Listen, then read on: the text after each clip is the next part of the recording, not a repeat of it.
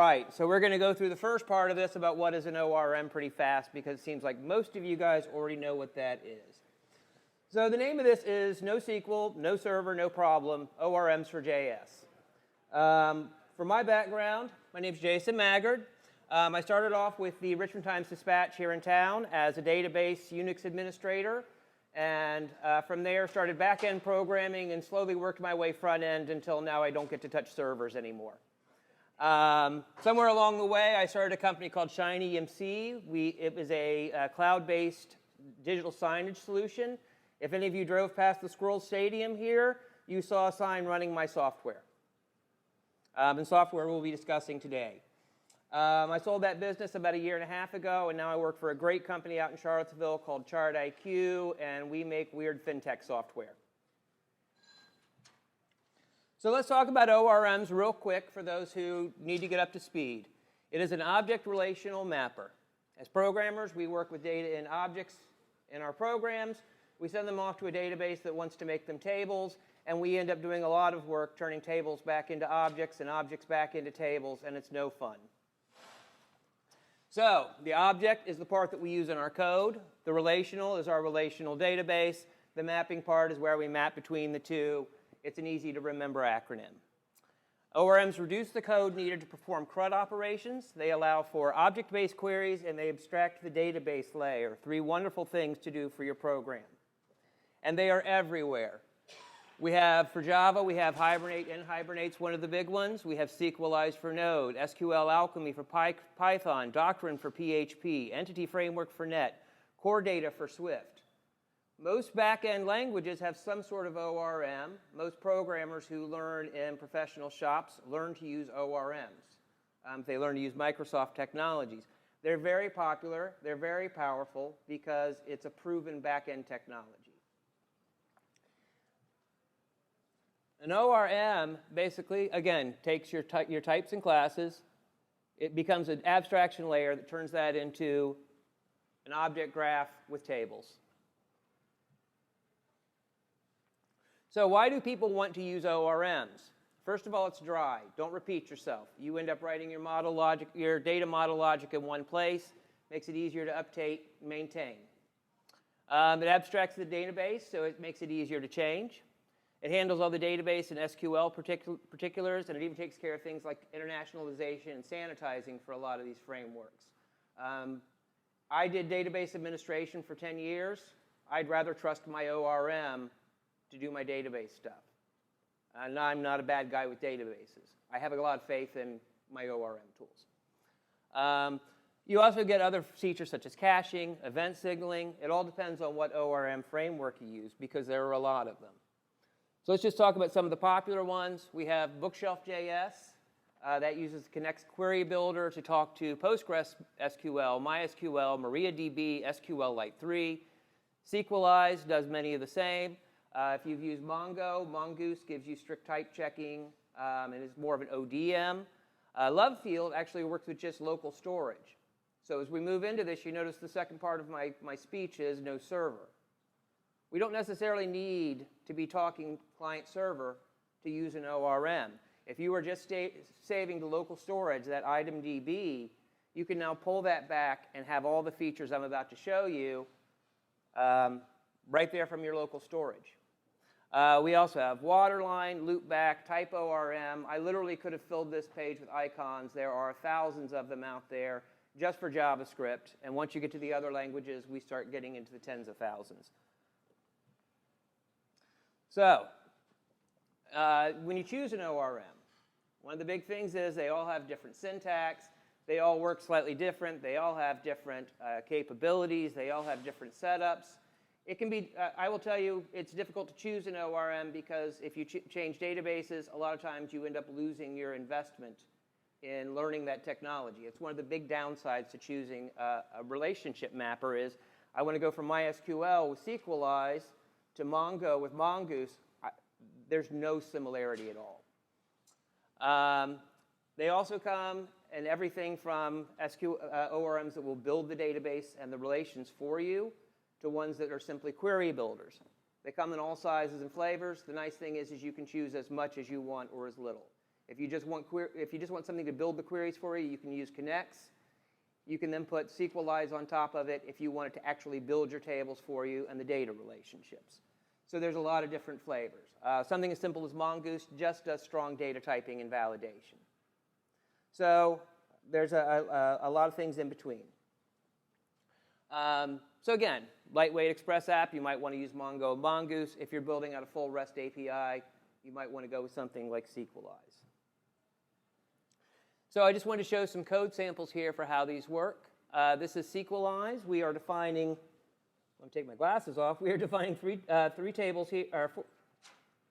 Three tables here. We're connecting to our database right up here.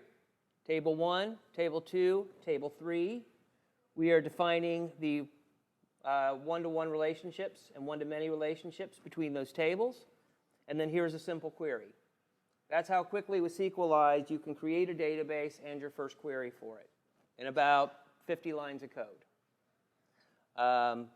This will actually, once you connect to a named instance, will actually go out and create those tables for you. Another popular, hold on, let me get my mouse back here. There we go. Just to show you another one is Bookshelf. This is built on Connects. Our code sample just got really, really small because this is only a query language. So this just allows you to query entities.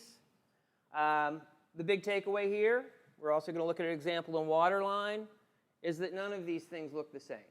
As you move from ORM to ORM, a lot of times you lose your investment in that technology. And that has always been a big downside of ORMs. So now we're going to talk about RVAJS. So we're done with the first half that I told you I was going to get through real quickly. Have I covered ORMs well enough? Just a Bronx cheer? Yeah? Okay, good. So what RVAJS is it's a client-side ORM that works with your server-side ORM. And it's kind of a weird thing to think about. So I grabbed this diagram. So here's your HTML. You have your view model, which is going to be Knockout, React, Angular, whatever. It is fed by it goes to your RVAJS client. Your RVAJS client is then going to send off to SQLize, NHibernate, your server-side ORM.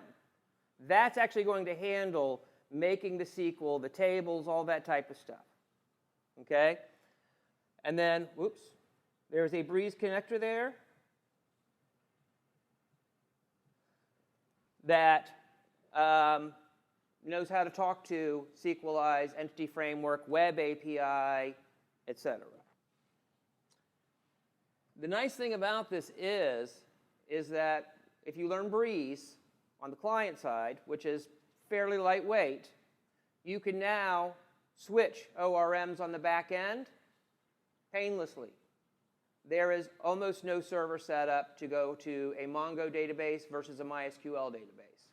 All of your data logic is on your client side. What you're doing is you're pulling down entities. And you can switch backends in a breeze, pardon the pun. But you can switch backends extremely quickly. You don't have to worry about server implementation. So let's go ahead and take a look at how that works.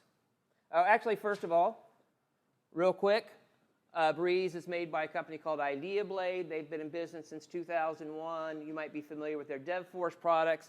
They're not going anywhere. Their customers are everyone from Amway to the UFC. It's released under an open source license, and Ward Bell up there is the man who maintains RVAJS, and he will personally answer your Stack Overflow questions. So really a great company that puts this out.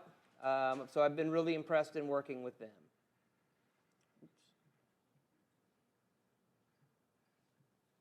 Okay, I lost a slide here. So, so RVAJS brings to us a lot of features. And what you have to consider with RVAJS is that, okay, so I have my server-side model here, and I have my client-side model here. I'm going to pull all my entities over to the client side, work with them in the client side, modify them in the client side, and then send the entire entity back to my server. I never query anything on the SQL side. I write NoSQL queries. I am going to have an express routes file that is going to have get data, save data, and get metadata. Those are the only 3 API endpoints that I'm going to have. What happens is that once you request that entity, Breeze caches it on the client side in memory. So now not only have you automatically cached your database, you've put it in memory so it is super lightning fast. If you pull down an order table and they're looking at their orders and they go to detail, Breeze is going to query that from the memory cache, giving you an incredibly snappy UI. All your data becomes local at that point. So as we switch views, reports, etc. Another nice thing is that the way that Breeze is structured, you create a data context. All your data operations are going to happen in that data context. You bind that to your view model, whether it's Angular, Knockout, whatever. All of your data is going to be in one nice separated place. Breeze does a very nice job of forcing a separation of concerns. The very first block is solid. They also provide methods for either executing queries against the server or against the local, as simple as execute query or execute query locally. You can use the exact same queries, everything else. There's even a great recipe on their website for saying we're going to execute this remotely, and if it doesn't work, fall back to local and vice versa. So it makes it really easy to cache offline data. It makes it easy for you to refresh that. The caching is, and again, lightning fast UI performance. You're not waiting on AJAX calls. You're waiting on stuff to come back from memory. It's not even cached in local storage. You do not have the security concern that somebody can go in and read your local database using the DevTools. That's nice as well. So once you have these entities pulled down, Breeze gives us extremely easy queries. So for instance, our first one up here, one of the things that I used it for was proof of play. So it was easy enough to say, query is an entity query from proof of play where the date is greater than November 1st. You can do compound clauses. So Q1 is slide ID equals, date equals. We're going to create a query that says the query is where Q1 and Q2. You have easy sorting. You have easy paging.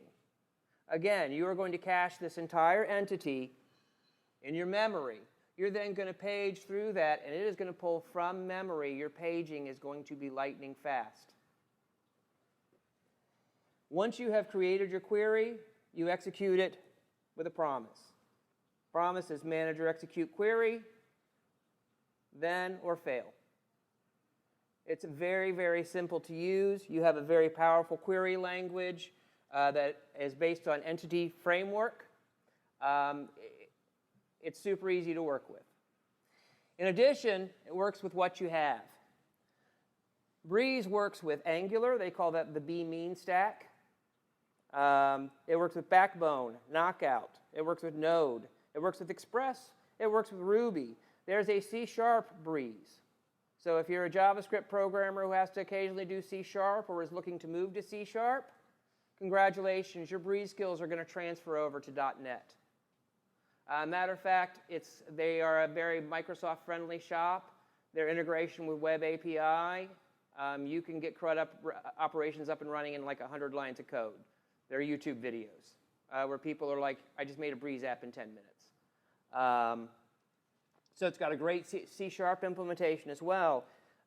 Whatever your backend is, if you've got Java programmers that are providing you nhibernate, any HTTP endpoint that returns you JSON can be typed and turned into a Breeze entity. If it returns JSON, it can be typed and turned into a Breeze entity.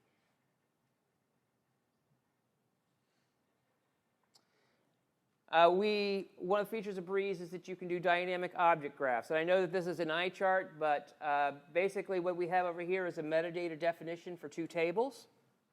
And down here at the bottom, we have navigation properties, and we can say, each session needs a room. Each person needs a session. We can create those object relationships right in our metadata.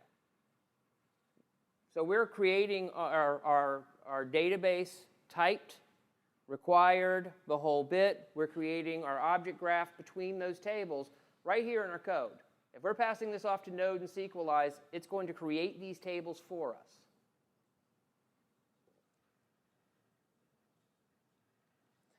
You also have very easy background saving, and it has built-in transaction support. So with the background saving, you pull down your entity, you modify your local entity, and you say, save it. You're done. It just happens. There are callbacks that you can register, and there are events that you could register to say, hey, let me know if something went wrong, but it's literally one line to say, Entity Manager, save changes. Next, we have the event triggers. So you can say, anytime that the entity changed, I want to subscribe and do this. Anytime there's a validation error, I want to subscribe and do this. Anytime this particular entity changes, I want to subscribe and do this. There is a very robust both event system and observable system that the API exposes that lets you react to your data changing. You can easily revert all local changes with a single command. So for instance, if you have a form someone's filling out and you have a reset button, the only thing that reset button needs to do is call Event Manager, reject changes. You have a one-liner that allows you to reset back to the last time you pulled down that entity. You can also, with more complex codes, you can walk back individual commits to that entity. You can also export your entity. You can also export your entities.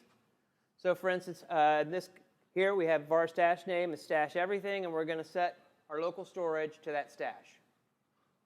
When I pull it back from local storage, I can type it. I can validate it. So down there, we're going to import it, and we're importing the stash name, and making those entities the import data. So this starts getting into the no server part. I can export to local storage and come back. This works with Love Field. If you want Google's ORM to work with Breeze to save local storage, you can do that. Once you have this exported data, if you are at an Electron app or a Node app where you have file system access, save it to file system. Save it to the cloud. Pipe it off anywhere you want to. You now have importable and exportable database structures that do not require a database. It's pretty cool.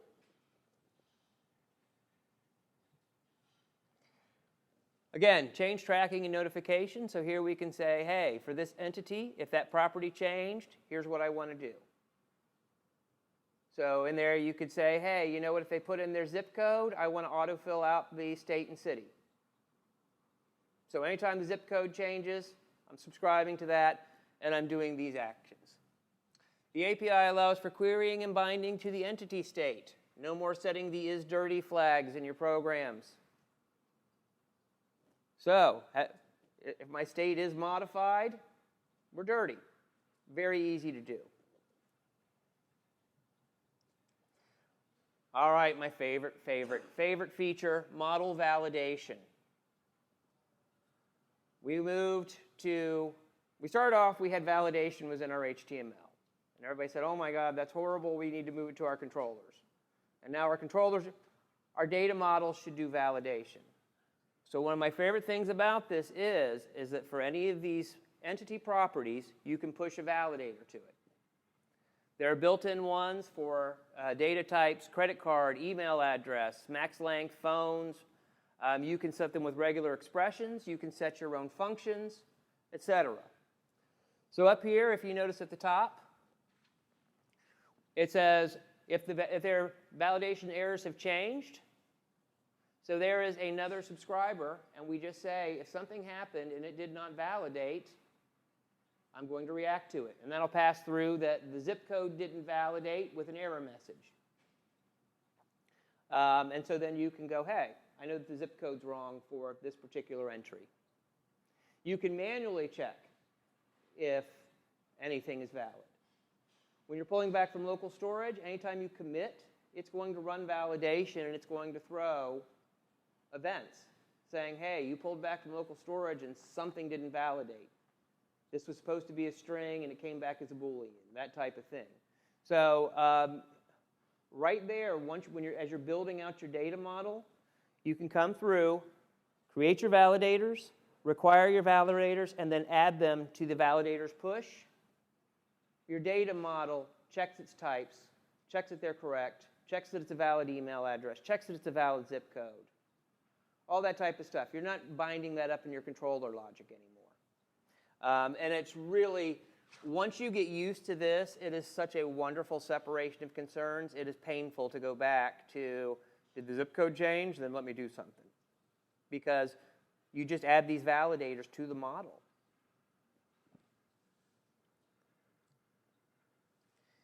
We have minimal server setup for any situation. Of course, there are scenarios. It supports so much. If you're setting up an nHibernate, nHibernate's kind of a pain to set up in Java. But once you have that, you can, there's a few boilerplate routes that you have to put in.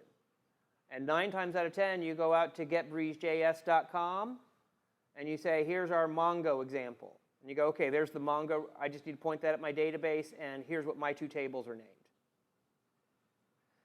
It's really painless server setup.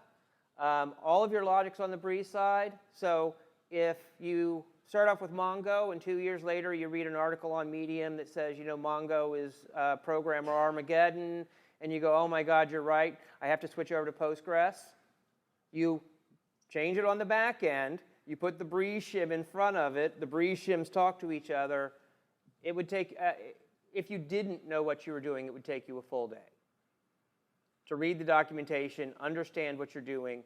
If you know what you're doing, it'd take you about an hour to go, install 2 npm packages, change this URL here, and yeah, we're done. It is really, really simple to swap out backends, which is great. Because when I ran my sign company, we started on AWS. We went to Azure. We ended up bouncing back to AWS. All of a sudden, I had an easy way to go, fine, we're on a different database now. I don't really care. I was able to stop thinking about my database.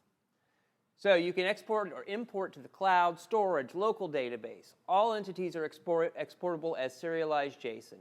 Breeze can run with absolutely no database at all. In offline situations, you can enable offline mode from cache and save on reconnect. So one of the nice features about Breeze is that when you set up an entity connection, you can say, do I want to retry this?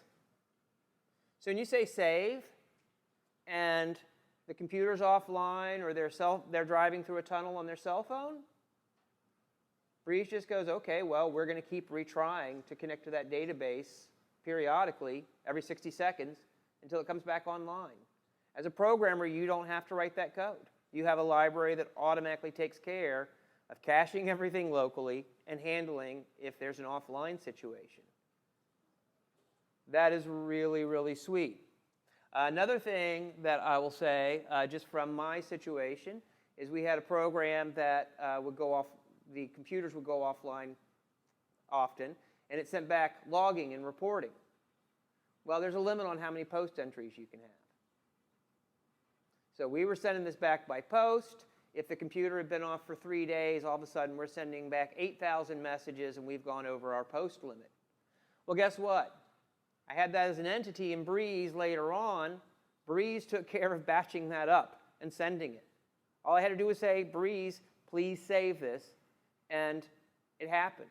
It waited 3 days until the server came back, until the internet came back up, and went, OK, we're going to export 20,000 records, and you don't have to worry about doing them 500 at a time. So a lot of these features, they just, and again, you have internationalization, you have serialization, you have all these things that just come baked in.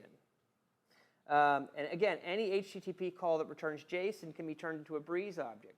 So we were pulling down weather data. We were able to type that. We were then able to put that into an entity, and we were able to alias and query it. So in our example, it came down with the temperature for Fahrenheit was in Kelvin. I automatically, in the data model, said, well, go ahead and make that actually temperature Fahrenheit. I created an alias for it. So that all happened in the data model before it ever got to my program. And when we switched from AccuWeather to Weather Underground, guess what? We switched where the alias pointed to. So it made it, we just said, here, pull in this different thing, and it's where. I changed one line of code and said, don't look here, look there. And we don't need to do this temperature conversion anymore because we're actually getting Fahrenheit now. And it was done. It abstracts everything and makes it very, very easy. Again, as I just ended up talking about this, the separation, front end from back end. Down here in your Breeze program, this little block of code, that is what you would have to change to point to a different entity manager on your back end. It's just a URL. There's one line in your client, and then you would have to set up a new entity manager. That's how seamless this can be to switch from a Mongo to a MySQL to a Postgres to whatever the new hotness is 6 months from now. One of the other nice things about Breeze is if you go out to their website, they have an absolute ton of samples in a ton of different languages. One of my favorite things is they have this learnbreezejs.com, which is like a Plunker-style tutorial that will actually walk you through learning Breeze.js. Their documentation is amazing, and if you get stuck and go out and ask a question on Stack Overflow, the guy who invented it's probably going to be out there in 24 hours telling you how Breeze works. So one of the things I always like is when something is documented to the nines, this is documented to the nines. So I'm going to talk about two projects that I did that I used Breeze.js for, and why did I fall in love with Breeze.js. Very first one we did was a sign survey for Fort Monroe. Fort Monroe, Virginia went private a few years ago. Military sold it off, so all the military signage had to go, all the civilian signage had to come in. Luckily, I was in the sign business. So we had over 1,000 signs to go out and mark their locations, survey them, what condition they were in. They wanted photos, the whole bit. Within 3 days, I created a form. I created a data model on the back end. I let Breeze handle actually talking to the database. Took me 3 days to make up this app that we could go out and take a picture, put in the details of the sign. It would automatically get the GPS coordinates from the picture. And boom, we had a Google map that showed where every single sign was on Fort Monroe. You can click any of those icons and actually see the details for each sign, et cetera, et cetera. Then we had a PDF report that was filled up 2 500-page binders of every sign on the island. That actually took like a week and a half to do with PDF and SQL on the back end. Breeze made it extremely easy for me to just go through and say, here's my data model. I really don't care about the database particulars on the back end. I mean, we used this for a couple weeks. We gave college kids $50 to go out with their phone and just. So anyway, that's just an example of where it works great as a rapid application development tool. Now the second part of this was the Shiny EMC player, which we called Glow. As you can see in that lovely picture there, that's where our computers lived. We're out in boxes on poles in the middle of nowhere. And what we did is we had an Electron app that was running on Windows-based machines. Breeze.js allowed us to bring down the schedule, cache it, and run any complex scheduling operations that we wanted with essentially our full data available. We weren't pulling down, what am I playing right now? What am I playing for the rest of the year is what we were pulling down. And then making those decisions on the client side. Since we had a very poor network reliability a lot of times, that top bit there with the antennas coming off is the T-Mobile modem for that particular sign. If network was down, we could still react to changes in daytimes. We could still, all that type of stuff. We were cached. So we could actually, we used a service worker for caching media like images and video.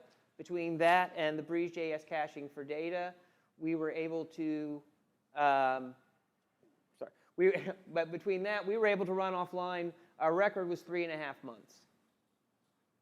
with absolutely no database connectivity. We were still pulling images. Everything was fine. That was a Eastgate Town Center up here, if anyone has seen it.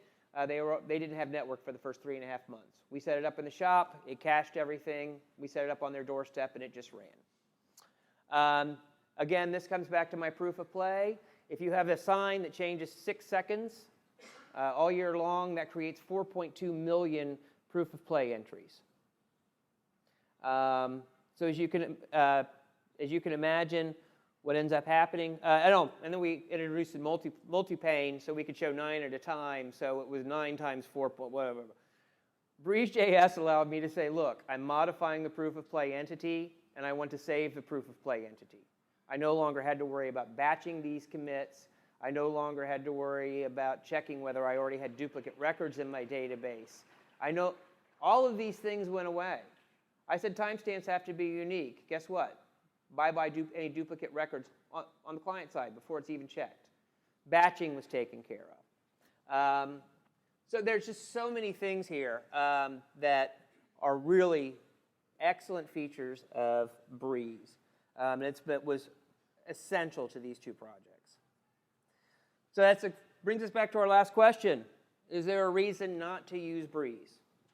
If you're already using a server-side ORM, then you have already accepted the compromises that are inherent to using ORMs. Please use Breeze on the front end. It'll make your life easier.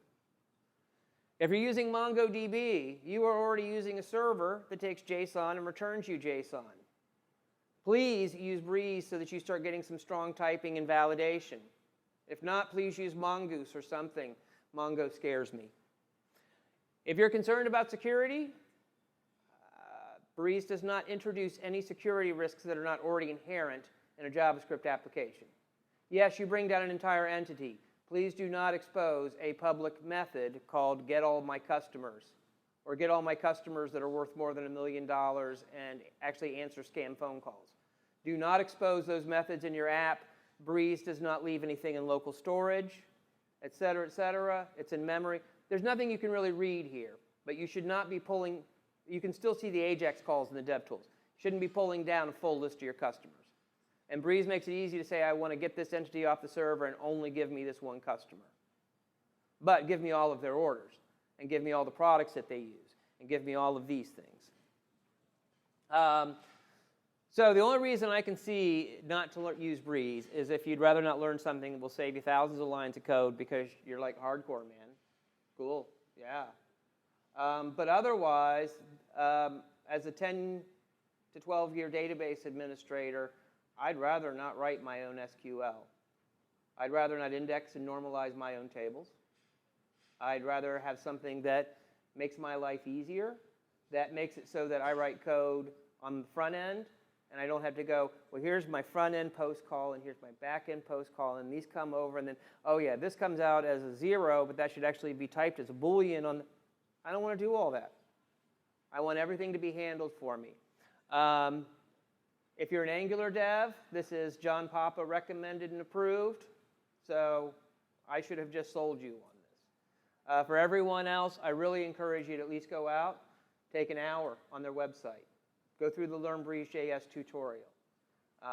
If you're not sold in an hour, then there's something wrong with you, not with Breeze. No, but no, really, it's a framework I'm very passionate about.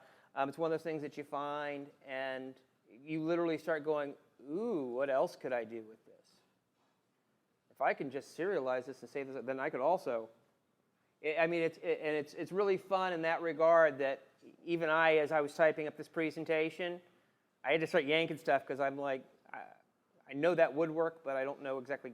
I haven't made it work yet. But that you could actually, Breeze on their website, real quick here since I'm running out of time. But if you go up to their website at getbreezejs.com, it's a hard one to remember. The tutorial site is learnbreezejs.com, another hard one to remember. But they have a full suite of examples up there. You can download it as a zip file that has everything from no database, Java, Ruby, Express, Node, Net. You get the whole package. Once you understand the basic concepts, I think you're looking at about 2 days investment. to really get up to speed on this and save yourself days and days of coding in the future. With that, I'm going to wrap up.